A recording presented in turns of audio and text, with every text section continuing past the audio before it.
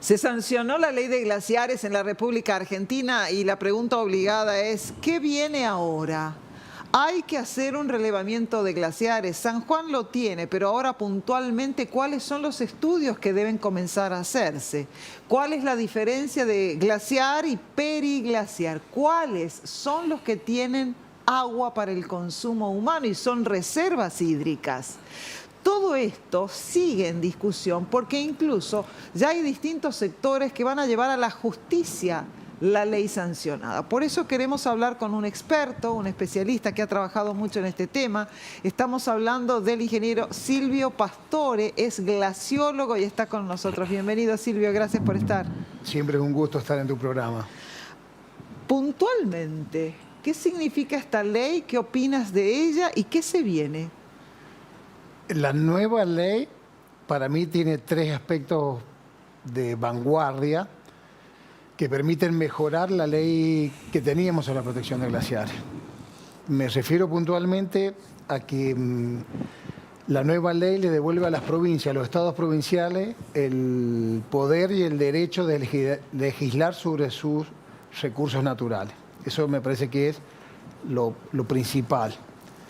El otro aspecto de importancia de la nueva ley es que mejora la definición de cuál es el objeto de proteger los glaciares. ¿Por qué protegemos los glaciares? Porque como estaba anteriormente, la ley confundía. ¿En qué sentido confundía? Hizo creer a la comunidad que un glaciar descubierto, o sea, el ambiente glaciar, la parte blanca, era lo mismo que un glaciar cubierto, que es la geoforma característica del ambiente periglaciar, y también le hizo creer a la comunidad que el ambiente periglaciar se comportaba como un glaciar.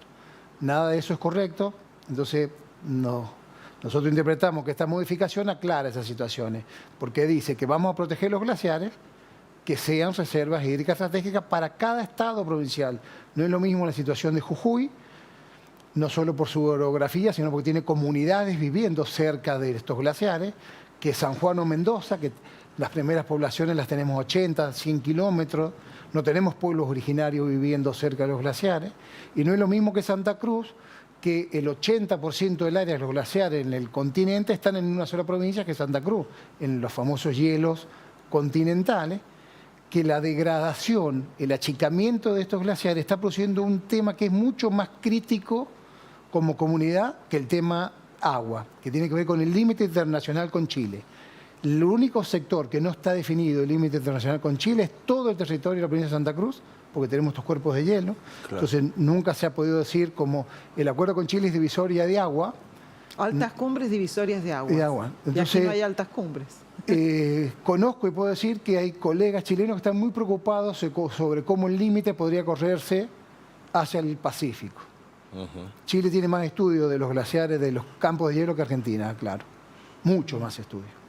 A partir de esta aclaración, ¿cómo se evidencia la situación hoy para inversiones mineras? Bueno, yo ahí tengo un reclamo muy grande. O sea, a nuestra unidad académica de investigación siempre se nos llegaba o se nos convocaba a preguntar que la inseguridad jurídica de esta ley provocaba que proyectos muy famosos como Pachón no arrancaban, después de 70 años no arrancan. Bueno, creo que ya no hay más excusa, o sea, ahora si no arranca el proyecto, bueno, no sé, habría que ver legalmente qué es lo que tiene que hacer la provincia, pero la situación ya está resuelta. Sí, o sea, ya no se puede seguir exigiendo al Estado argentino más definiciones, me parece a mí. O sea, ¿cómo lo vemos nosotros? El Estado argentino ha cumplido, ha llevado claridad, un tema que no estaba claro. El resto de las inversiones, bueno, señores, es un tema entre privado y el Estado de la provincia, pero el Estado provincial, vuelvo a insistir, es el dueño de sus recursos naturales, debe exigir ahora el cumplimiento. Y si no, que devuelvan las propiedades, por ejemplo. Por ejemplo. Silvio, estuvo usted en Cordillera, estuvo haciendo un relevamiento de glaciares durante toda la semana pasada. ¿Qué encontró y con qué se va a encontrar San Juan en cuanto a esos glaciares que sí representan recurso hídrico para la provincia?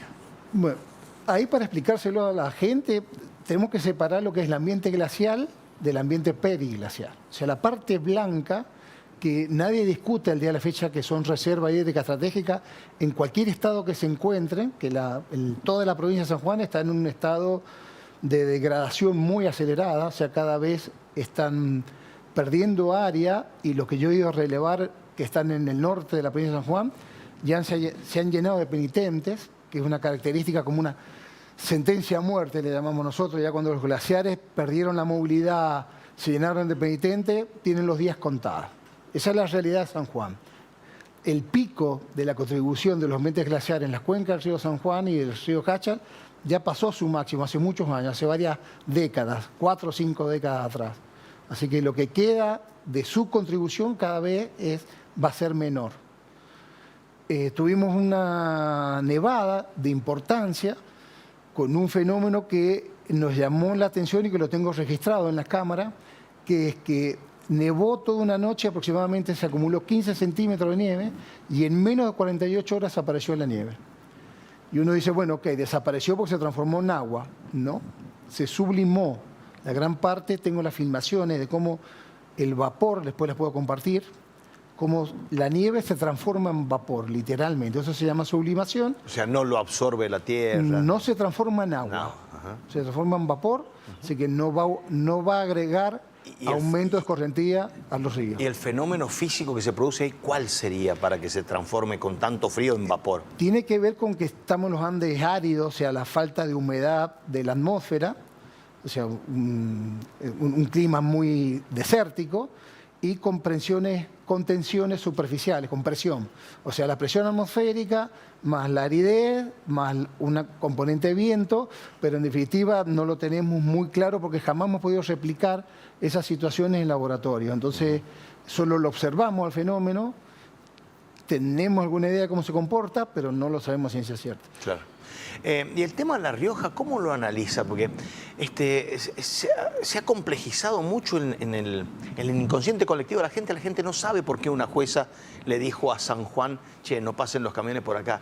¿Qué es? Porque el paso de los camiones puede producir un fenómeno peligroso para la posible existencia de glaciares o periglaciares en la zona de La Rioja. ¿Por qué habrá sido eso? Yo creo que tiene que ver con el miedo que una comunidad percibe respecto de una actividad de una escala que no está acostumbrada a ver. El camino al proyecto Vicuña pasa por un pueblo de Guandacol, que es su actividad histórica. Ha tenido minería Guandacol, pero digamos que la actividad histórica tiene que ver con la producción agropecuaria. De hecho, hoy en día se está haciendo una inversión de casi 1.500 hectáreas, muy cerca de Guandacol. Uno ve el desmonte, porque es impresionante el desmonte que se realiza, de 1.000 hectáreas de olivo y 500 hectáreas de pistacho. Ve las máquinas perforar, porque es mucha agua la que necesitan, la van a sacar del subsuelo. Entonces, me parece que la reacción tiene que ver con que se ven grandes movimientos, se ve una actividad que históricamente no ha estado en el consciente colectivo, eso lo estoy diciendo a nivel personal, ¿no es cierto? Claro. Y lógicamente es más fácil inculcar o tener miedo que informarse y ver cómo uno puede adaptarse a esa nueva realidad. Tiene que ver con un cambio de realidad para mí. Ahora, Pastor, usted es un especialista ambiental. ¿Puede una provincia limítrofe a un emprendimiento minero tener un fallo que incida sobre su provincia cuando no está el emprendimiento minero en sí mismo? ¿Qué dice la ley? En aspectos ambientales, yo voy a hablar en términos generales porque no conozco el caso en particular. Necesitaría tener un montón de información que no tengo. Pero en temas ambientales existen los impactos, o sea, se determina un área de influencia. Entonces el proyecto José María o Vicuña está en el límite de la provincia de San Juan con la provincia de La Rioja. De hecho hay un río que es la divisoria de agua del río es el límite provincial. Así que si el proyecto fuera a impactar a ese río, lógicamente La Rioja va a tener un impacto. Así que es de suponer que por lo menos se le debe informar, no digo pedir autorización, pero se le debería informar y llevarle a tranquilidad a la comunidad de La Rioja de que esos impactos cuáles van a ser y cómo va a ser la mitigación. Es decir, tiene derecho a pedir un informe de impacto ambiental. Yo si fuera ciudadano de La Rioja, ¿sí?, me sentiría más cómodo, ¿sí?, que se me informara. Claro. Sí, de hecho los especialistas ambientales hoy en la radio, en Estación Claridad, nos decían lo mismo. Pero también estuviste en contacto con el intendente de Guandacol. Exacto, y ellos preocupados porque lo que pretenden es que se encuentren las partes, porque quieren trabajar. Son 160 familias de Guandacol que trabajan en el proyecto minero y dicen, nosotros vivimos de esto, queremos que haya acuerdo de partes. La Rioja San Juan, ellos son riojanos. Claro, pero no deberíamos mezclar, ¿no? O sea, un tema son los impactos ambientales y otro tema es la política. O las comunidades y su deseo de... ¿Por qué lo digo? Porque no vaya a ser que a alguien se le ocurra el día de mañana, en cualquier estado provincial, agregar a sus declaraciones de impacto ambiental la obligación de contratación de gente de tal cual o tal distrito, porque la zona de incumbencia, si entramos, estamos mezclando distintas. Manzanas con peras, y entonces empezamos en esta situación que va a ser difícil resolverla. Claro, lo ambiental no tiene que ver con cuánta gente trabaja en un proyecto. No tiene nada que ver. El impacto socioeconómico sí tiene que ver, pero es un aspecto de un informe de impacto ambiental. El impacto socioeconómico es uno tanto de los aspectos, como es glaciares, como es agua, como es flora, como es fauna. El peligro entonces estaría en el tema de ese río que usted nombra, que nos divide a San Juan con La Rioja, o también existe la posibilidad de que tengan zonas periglaciares, glaciares, permafrost y todo lo demás. Lo di como ejemplo, no conozco el informe de impacto ambiental de Vicuña, por eso no quiero hablar en particular, hablo en general. Existen los impactos transfronterizos, los impactos ambientales. Sí. Se me ocurre que si un proyecto está justo en el límite con otra provincia... Como es este caso. Como es el caso, se me ocurre, hipotéticamente estoy hablando, debería haber impactos que va del otro lado. No es nada loco lo que está pidiendo La Rioja, así, digamos, a simple vista. No es nada raro ni nada que nos deba espantar. Técnicamente hablando, no legalmente. Técnicamente hablando no, sí. Es normal que uno pide información. Coinciden todos con usted. Lo que ha llamado la atención es que la justicia de La Rioja ha tomado en su fallo, todavía no está notificado nadie, ¿eh? Ni la empresa ni San Juan. Estamos hablando de presuntamente lo que vaya a notificar si es que esto verdaderamente ocurre, porque si no notifican estamos hablando en el aire. Pero la policía de La Rioja, yo estaba arriba, no pude bajar por La Rioja.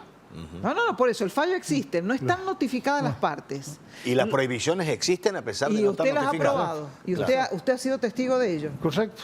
Yo tuve que bajar por el camino, la histórica huella que iba a la Reserva San Guillén. Por eso que quiero aclarar, si bien las partes no están notificadas, no es descabellado que estemos hablando del tema, por decir, bueno, ¿de dónde sacaron? No, hay un fallo, no notificadas las partes. Y que tiene consecuencias concretas. Que lo que llama la atención es que la jueza haya decidido el último extremo de una medida, como es determinar suspender la actividad. Cuando en el camino legal hay posibilidades de pedirlo, de llamar a reuniones, acuerdo de partes, mediación, y bueno, si ya no llegas a la suspensión. Este extremo es lo que ha llamado la atención, al menos en especialistas. Habrá que ver qué sucede y demás. ¿Hay precedentes? ¿Tiene conocimiento usted, que es un especialista ambiental, de una cosa similar, sobre todo de hechos parecidos? No, que yo tenga conocimiento, no. De hecho, tampoco conozco mucho este caso. Llama la atención, pero desde el punto de vista técnico, reitero que el análisis que estoy haciendo, existen impactos transfronterizos. Claro, el impacto ambiental no tiene un límite geográfico. Correcto, ni menos, o sea, geográfico puede ser, no lo tiene político, sino una divisoria política. Claro. O sea, es imposible decir, claro, hasta aquí impacta. Claro, hasta acá impacta y desde acá hasta allá no. Claro, el límite entre la provincia de San Juan y La Rioja, que es el caso, no va a impactar. No, para eso se hacen los estudios, la línea base ambiental, y para eso los especialistas cuando trabajan, doy fe, todo lo que conozco, no nos regimos por límites políticos. Claro, por supuesto. Claro. Es una cuenca hidrográfica, es un área que está determinada por las zonas de influencia, se llaman. Hay zonas de influencias directas, hay zonas de influencias indirectas, todas deben ser estudiadas, porque a la gente hay que llevarle tranquilidad. Perfecto. Le pregunto porque hoy Vicuña, en Estación Claridad, dijo, el impacto ambiental, la declaración del camino, nosotros la hemos presentado a La Rioja y no tuvimos respuesta. Fue un bombazo porque hasta aquí era cómo se mandaron con el camino si no tenían una la hemos presentado y no tenemos respuesta. Y respecto de la actividad minera, dice, nosotros no tenemos por qué presentarle a La Rioja una declaración de impacto ambiental. Claro, pero son dos cosas distintas. Totalmente, son distintas. Por Son eso distintas. dice, el camino, no sé por qué nos demandaron si hemos presentado la DIA y no la responden. Yo conozco, y aquí no teníamos por claro, qué presentarla. Yo conozco la mayoría de las colegas que se dedican a este tipo de estudios, biólogos, geólogos, ingenieros, y la verdad que, como digo, no es una visión política la que rige el área de influencia.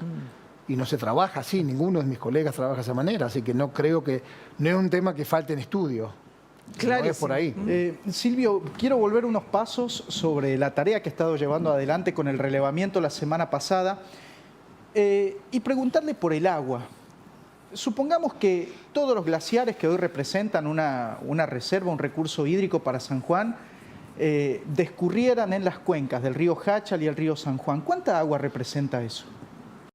Mira, ¿sabes qué? Ese me parece que es el punto crucial, porque siempre se nos pregunta cuál es el rol hídrico de los glaciares en las cuencas. Y uno empieza a ver distintos informes científicos de colegas míos, y unos hablan del 60, unos del 50, o sea, todos tenemos un dato. La provincia de San Juan no solo realizó el inventario provincial de glaciares, sino que tenemos la actualización realizada, la primera actualización, y tenemos estudios de detalle nivel 3. Y ahora me voy a concentrar solo en la cuenca del río San Juan, que es la más importante por nuestras actividades y porque tenemos un 90% de la población asentada sobre la cuenca del río San Juan. Supongamos que el 100% del agua que está en estado sólido en la cordillera, no importa si está en el ambiente glacial o periglacial, toda, Todo el agua. se derrita toda 100% al 2100. Y como dije recién, que no se sublime, que vaya toda el río San Juan. Es un caso poco probable, pero no importa, lo supongamos así. Eso representaría que el río San Juan, el aporte de todos nuestros hielos de suelo en la cordillera, aportarían 100 hectómetros cúbicos por año. Y para que la gente lo pueda magnificar, 100 hectómetros cúbicos por año es lo que se evapora de los espejos de agua de las 3 presas que tenemos en el río San Juan. Ese sería el aporte. O sea, todos los glaciares hoy en día, Sí. con el tamaño que tienen hoy en día, y por ende el volumen de agua equivalente que tienen hoy en día, representa lo mismo que la evaporación de los 3 espejos de agua si las presas estuvieran llenas, que es un cálculo que ha hecho la Universidad Nacional de San Juan y que son 100 hectómetros por día. De eso estamos hablando. ¿Qué porcentaje significa en el río?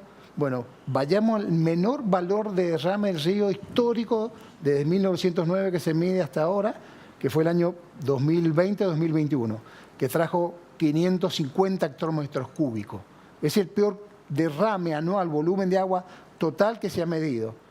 Bueno, representaría el 20%. El 20%. O sea, nunca, jamás podría, en el estado actual de los glaciares, Sí. puede superar el 20% de contribución.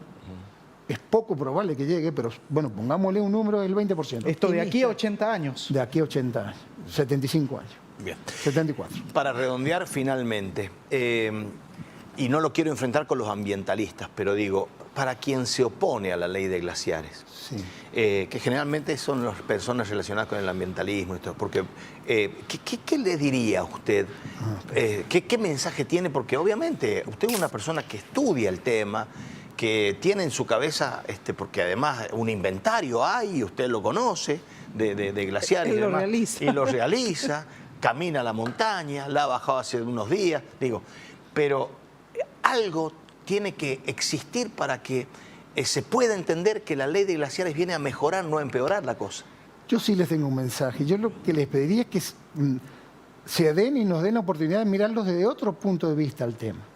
Mire, ha pasado algo tremendo en San Juan la semana pasada. Tremendo. El ministro de la Producción ha anunciado que el 100% del derrame total de un año del río San Juan, este año, o sea, 2025, 2026, va a ser otorgado a la actividad agropecuaria, o sea, se va a entregar para riego. El 100%. ¿Qué significa eso? 0% para consumo. No va a haber agua del río San Juan para el consumo humano. 0% para la evaporación que tienen las mismas presas. 0% para ese caudal ecológico que tanto defendemos, que necesitamos para que la flora y la fauna, aguas abajo, puedan sobrevivir.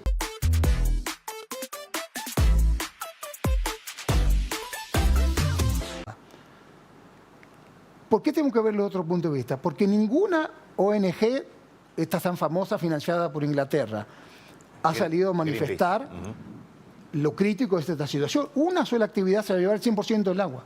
La Iglesia no ha salido a manifestarse al respecto.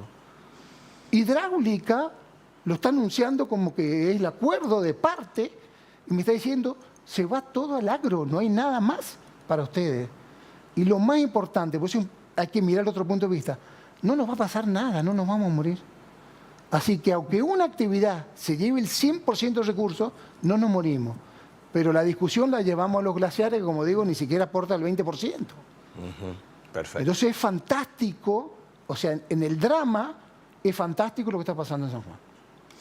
Para abrir la cabeza. Para que lo miremos de otro punto de Para vista. abrir la cabeza. También y que las posturas políticas, discúlpeme, lo digo yo, Silvio. Está bien, está claro.